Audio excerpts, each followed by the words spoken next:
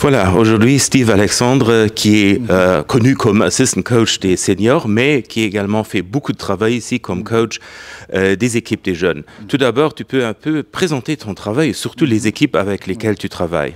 Oui, alors cette année, donc, je suis entraîneur des scolaires, c'est-à-dire la catégorie U16.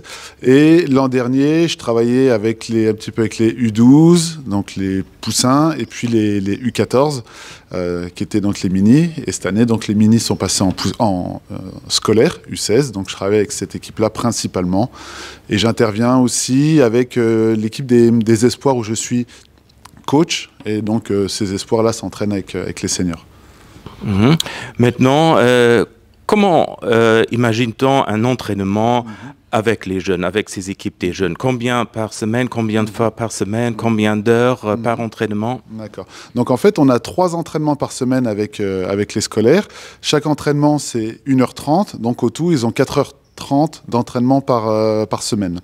Puis ensuite, on a un match par week-end. Donc cette année, on évolue en 3e division.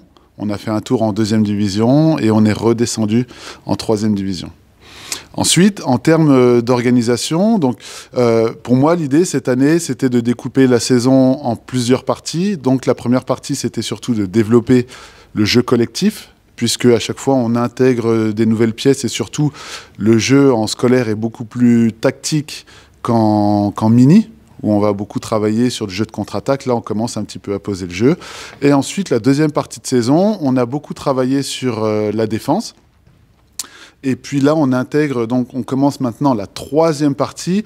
On continue à amener des contenus techniques sur le jeu tactique, offensif, mais toujours sur des aspects collectifs. Et on commence maintenant à amener des contenus défensifs collectifs, comme la défense individuelle tout-terrain.